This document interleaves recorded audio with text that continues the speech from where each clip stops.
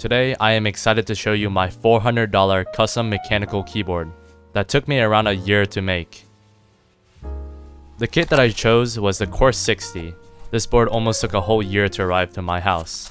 Opening up the box, the first thing I found was the PCB, the O-rings and screws, the acrylic bottom and the plate.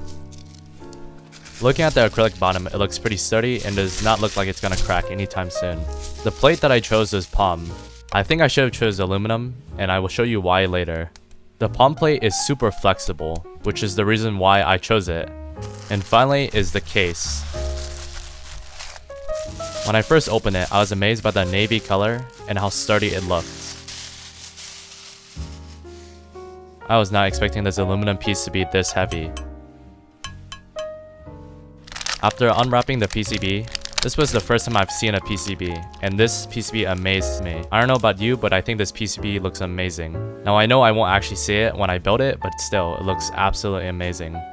The switch that I chose was the SP Meteor whites. These are high pitch and clacky. I got some screw-in stabilizers from KBDFans. They were pre-lubed and I did not lube them at all. You will hear the mushiness of the stabilizers later in the sound test. Then I started to assemble the plate and PCB. After that, I tested if the PCB even worked. After I saw that it worked, I put the switches inside the PCB. On the palm plate, you just put 4 screws in each corner, plus also the middle screws. I did not realize you had to also put in the middle screws because the palm plate is way too flexible. But if you do the middle screws, it will get rid of all the flex. So instead, I did not put any of the screws inside the middle. And as a result, this board is super hollow and pingy, and the flex is absolutely crazy. To get rid of this, I need some Polyfil.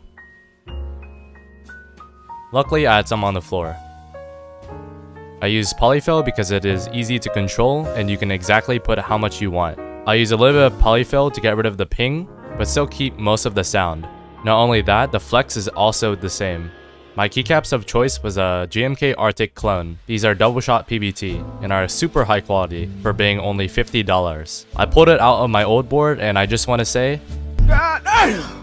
Finally, I finished the build by putting the acrylic back piece. I'm going to say everything that I did on this board. This board is using KBDFans screw-in stabilizers that were pre-lubed, and I just added a little bit of lube just to get rid of all the rattle and ticking. I use a palm plate with only 4 screws on each corner. Each screw will have O-rings on them as well. Finally, I added Polyfil on the edges only. The switchers were pre-lubed out of the factory, but I used Crytek's 205 grade 0 to lightly lubed over the pre-lube.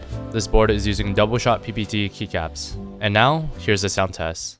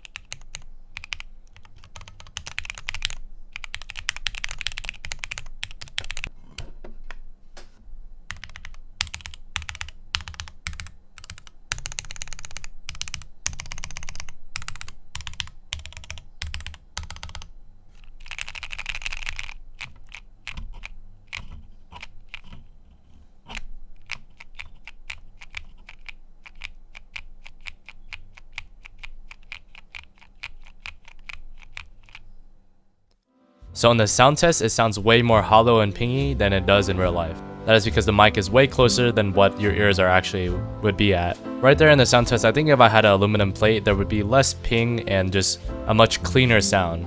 Not only that, the board will also sound way more clacky.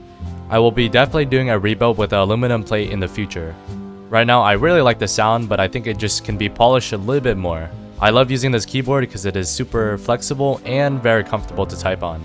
The flex just makes the board just way more fun to use. That's pretty much all I have to say about this keyboard. The rest of the video is just going to be me using this keyboard on MC. Peace.